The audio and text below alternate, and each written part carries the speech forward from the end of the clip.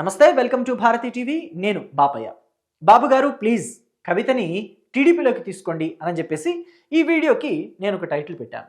అలాగే తమ్నైల్లో కూడా చూసినట్లయితే మీరు బాబు గారు ప్లీజ్ కవితని టీడీపీలోకి తీసుకోండి అని చెప్పేసి బీఆర్ఎస్ నేతలు చంద్రబాబుని అడుగుతున్నట్టు, అంటే ఆంధ్రప్రదేశ్ ముఖ్యమంత్రి, తెలుగుదేశం పార్టీ జాతీయ అధ్యక్షుడు నారా చంద్రబాబు నాయుడిని ఇక్కడ తెలంగాణలోని బీఆర్ఎస్ నేతలు అడుగుతున్నట్టుగా నేను తమ్నైల్లో కూడా పెట్టాను.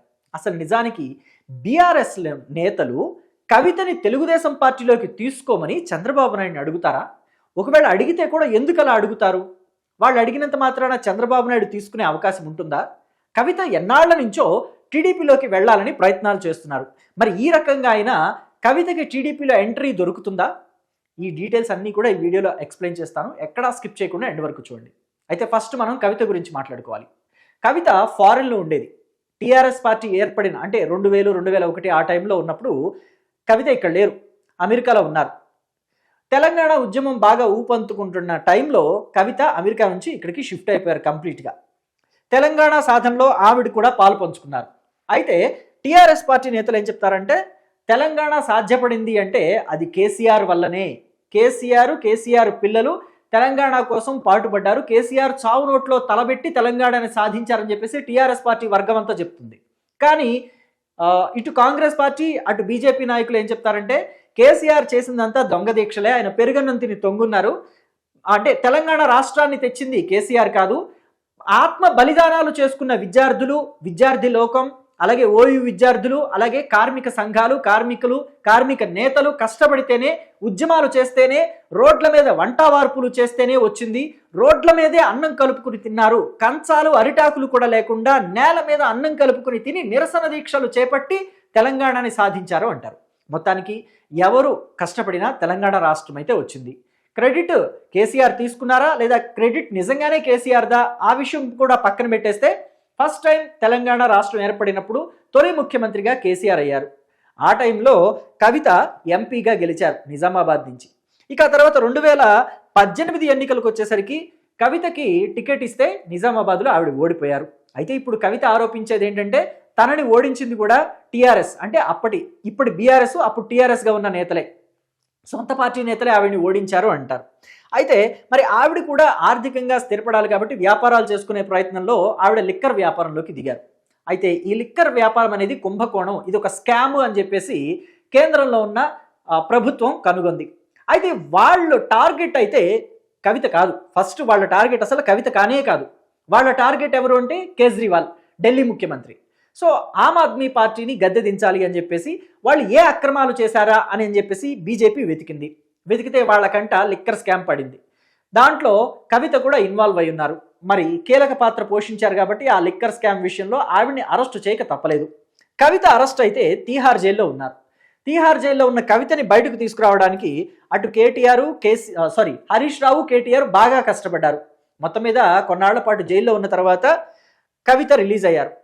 కవిత రిలీజ్ అయిన తర్వాత నేరుగా వెళ్ళి తండ్రి కేసీఆర్ని కలిశారు. ఇక్కడ చిత్రమైన విషయం ఏంటో తెలుసా? కవిత జైల్లో ఉన్నప్పుడు హరీష్ రావు వెళ్ళి కలిశారు, కేటీఆర్ వెళ్ళి కలిశారు, కవిత బిడ్డలు కూడా అక్కడికి వెళ్ళి కలిశారు, కొంతమంది నాయకులు కూడా వెళ్ళి కలిశారు, టీఆర్ఎస్ బీఆర్ఎస్ ఏదైనా కానీ ఆ పార్టీ నాయకులు కూడా వెళ్ళి కలిశారు.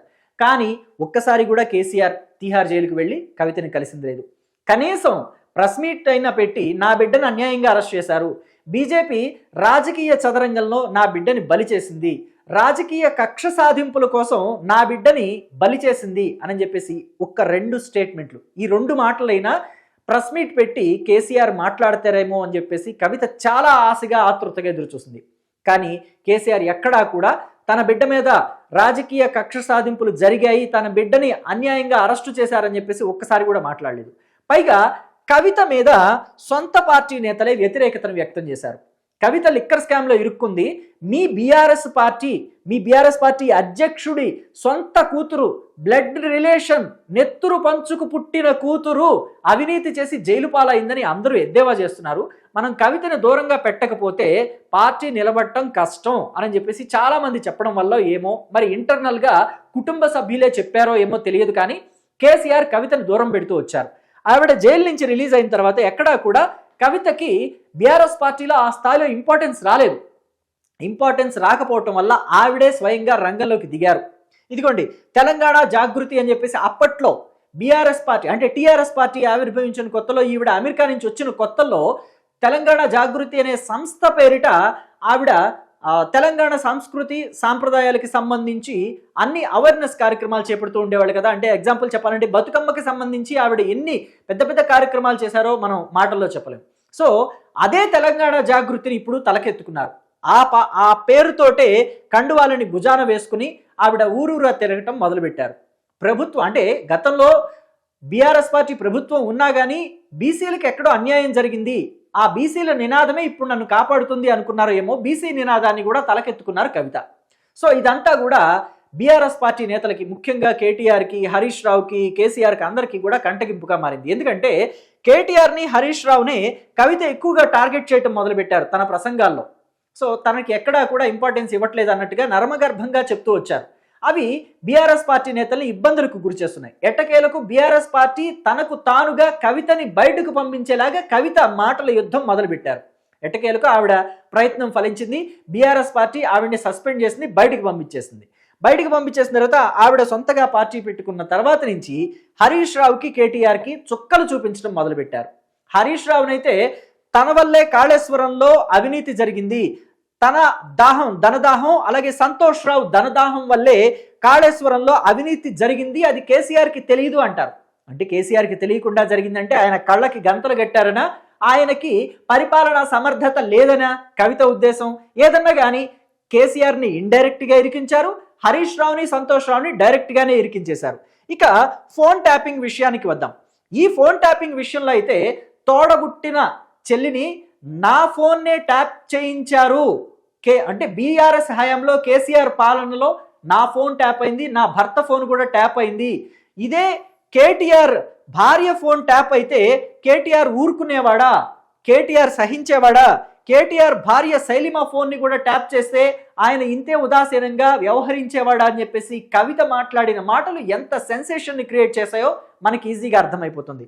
అంటే ఇప్పుడు ఇక్కడ మనం ఆలోచించాల్సింది ఏంటి అంటే బీఆర్ఎస్ పార్టీ మనుగడ ప్రశ్నార్థకంగా మారింది. బీఆర్ఎస్ పార్టీ 2028 ఎన్నికల్లో కూడా అధికారంలోకి వచ్చే అవకాశాలు చాలా అంటే చాలా తక్కువగా ఉన్నాయి. ఎందుకంటే ఇక్కడ కాళేశ్వరం కేసు ఒకటైతే, అలాగే ఫోన్ ట్యాపింగ్ కేసు వ్యవహారం ఇంకొకటైతే, ఈ కార్ రేసింగ్ వ్యవహారం ఇంకొకటైతే, ఎలక్ట్రిసిటీ కొనుగోళ్ల వ్యవహారం ఇంకొకటైతే, రియల్ ఎస్టేట్ దందాలకి సంబంధించిన వ్యవహారం ఇంకొకటి కూడా ఉంది. అలాగే ఫోన్ ట్యాపింగుల వ్యవహారంలో బెదిరించి బీఆర్ఎస్ పార్టీకి డబ్బులు అంటే ఆ అకౌంట్కి, బీఆర్ఎస్ పార్టీ అకౌంట్కి పార్టీ ఫండ్ ఇచ్చేలాగా డబ్బుల్ని గుంజుకున్నారు, పోలీస్ అధికారుల చేతే బెదిరింపులకు పాల్పడ్డారు, పోలీస్ అధికారుల్ని ముందు పెట్టి అంతా కూడా వెనక డ్రామా ఆడించింది బీఆర్ఎస్ పెద్దలే అని చెప్పేసి ఇప్పుడు ఆరోపణలు వినిపిస్తున్నాయి. ఇన్ని ఆరోపణల నేపథ్యంలో అసలు బీఆర్ఎస్కి భవిష్యత్తు ఉంటుందా?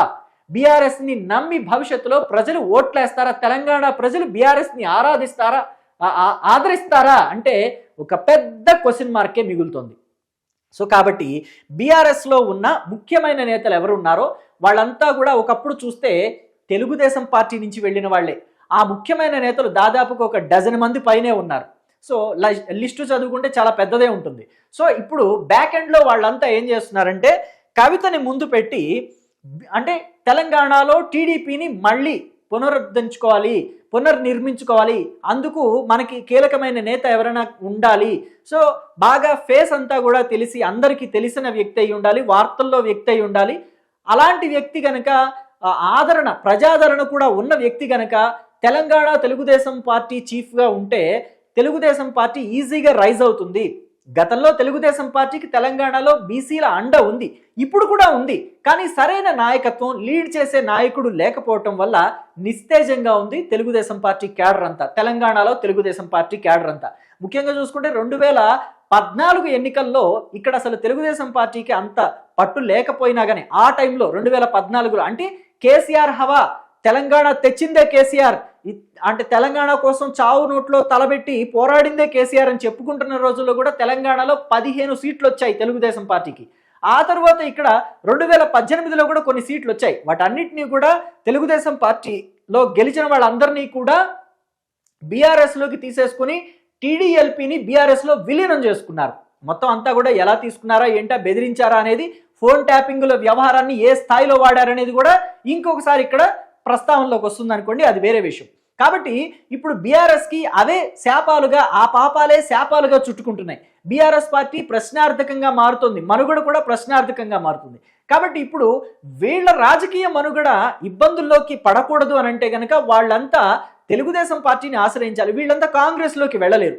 సో తెలుగుదేశం పార్టీలోకి వస్తే వాళ్ళందరికీ సేఫ్గా ఉంటుంది.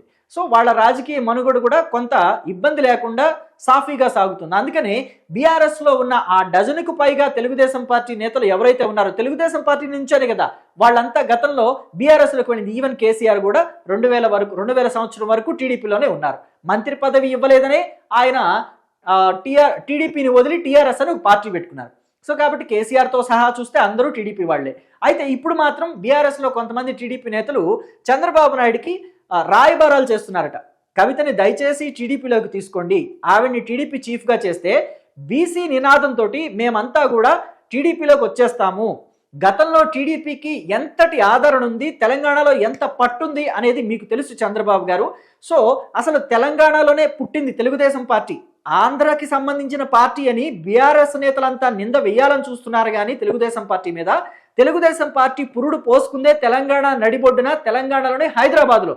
కాబట్టి దాన్ని తెలుగుదేశం పార్టీని ఆంధ్రాకు సంబంధించిన పార్టీ అనే హక్కు అసలు ఎవరికీ లేదని కూడా చెప్తున్నారట. సో కాబట్టి ఇక్కడ కవితకి ఆ స్థానం కల్పించండి అని చెప్పేసి కోరుతున్నప్పటికీ కూడా లోకేష్ లాంటి వాళ్ళు మాత్రం అందుకు అడ్డుపడుతున్నారని తెలుస్తుంది. కవితని తెలుగుదేశం పార్టీలోకి తీసుకుంటే జగన్ని తీసుకున్నట్టే అని చెప్పేసి గతంలో లోకేషే స్వయంగా అన్నారు. సో మరి అలాంటప్పుడు ఎలా తీసుకుంటారు అని చెప్పేసి కొంత ప్రశ్నలు అయితే ఎదురవుతున్నప్పటికీ మరి ఇక్కడ రేవంత్ రెడ్డి లాంటి వాళ్ళు ఇప్పటికీ కూడా లోకేష్ తోటి టచ్లో ఉంటూ ఉన్నారు. మొన్న దావోస్లో కూడా రేవంత్ రెడ్డి లోకేష్ తోటి టచ్లోకి వచ్చారు. ఆయన్ని ఇక్కడ సమ్మక్క సారలమ్మ జాతరకి ఆహ్వానించారు కూడా. ఇక్కడ వైభవంగా నిర్వహిస్తున్నాం రండి అని చెప్పేసి స్వయంగా ఆహ్వానించారు. మరి ఇటు చూస్తేనేమో రేవంత్ రెడ్డి లోకేష్తో టచ్లో ఉన్నారు. ఇలాంటి సమయంలో తెలంగాణ టీడీపీలోకి కవితకి ఎంట్రీ ఉంటుందా అంటే క్వశ్చన్ మార్క్గానే ఉంది. కానీ తెలంగాణలో బాగా అంటే చంద్రబాబు నాయుడిని చాలా బాగా ఆదరించే వాళ్ళు, ఆరాధించే నేతలు కొంతమంది ఉన్నారు. వాళ్ళు గత్యంతరం లేక ఆ టైంలో అంటే రాష్ట్రం విడిపోయిన తర్వాత వేరే గత్యంతరం లేక వాళ్ళ రాజకీయ భవితవ్యం కోసం వాళ్ళు ఇతరత్ర పార్టీలోకి వెళ్ళిపోయారు. అయితే కాంగ్రెస్లోకో లేకపోతే బీఆర్ఎస్లోకో వెళ్ళారు. ఎక్కువ మంది బీఆర్ఎస్లోకే వెళ్ళారు. సో వాళ్ళంతా ఇప్పుడు మేము మళ్ళీ తిరిగి వచ్చేస్తాము, టీడీపీలోకి వచ్చేస్తాము, కవితని టీడీపీలోకి తీసుకోండి అని చెప్పేసి అడుగుతున్నారట. మరి చంద్రబాబు ఎలాంటి నిర్ణయం తీసుకుంటారు? తన ఆలోచన అంటే గతంలో లోకేష్ది కావచ్చు, లేకపోతే చంద్రబాబు ఆలోచనే కావచ్చు, కవితని టీడీపీలోకి తీసుకోకూడదు, ఎందుకంటే లిక్కర్ స్కామ్ కేసులో ఆవిడ ఇరుక్కొని ఉన్నారు, పైగా బీజేపీ ప్రభుత్వం ఇన్వాల్వ్ అయి ఉంది ఆ కేసుకు సంబంధించి, వాళ్ళు చాలా సీరియస్గా తీసుకున్నారు, ఆవిడని అరెస్ట్ చేసి జైల్లో కూడా పెట్టింది కేంద్ర ప్రభుత్వం. సో కాబట్టి మరి ఆవిడ్ని తీసుకుంటే ఎలా ఉంటుందో, పర్యవసానాలు ఎలా ఉంటాయో అని చెప్పేసి కూడా వాళ్ళు ఆలోచనలో పడ్డారట. మరి ఏం జరుగుతుంది ఏంటి అనేది తెలియాలంటే కొన్నాళ్ల పాటు మాత్రం వేచి చూడాల్సిందే. అయితే మీ అభిప్రాయాన్ని చెప్పడం మాత్రం మర్చిపోకండి. కవితని తెలంగాణ టీడీపీ చీఫ్గా ఎన్నుకుంటే తెలుగుదేశం పార్టీ కనుక ఆవిడ్ని తీసుకుని తెలుగుదేశం పార్టీలోకి, టీడీపీలోకి ఆవిడ్ని తీసుకుని తెలంగాణ టీడీపీ చీఫ్గా ఆవిడ్ని ప్రకటిస్తే బీఆర్ఎస్ పార్టీలో ఎంతమంది నేతలు అంటే టీడీపీలో నుంచి గతంలో బీఆర్ఎస్కి వెళ్ళిన వాళ్ళు మళ్ళీ ఎంతమంది దాంట్లో ఉంటారు, ఎంతమంది వచ్చేస్తారని మీరు అనుకుంటున్నారు? ఎక్కువ శాతం మంది వచ్చే అవకాశం ఉంటుందా, లేదా అసలు ఎవరు రారనుకుంటున్నారా? కవిత మళ్ళీ టీడీపీని గతంలో లాగా బలోపేతం చేయగలుగుతారనుకుంటున్నారా? టీడీపీలోకి వస్తే చేయలేరనుకుంటున్నారా? మీ అభిప్రాయాన్ని కమెంట్ బాక్స్లో చెప్పండి. Thank you.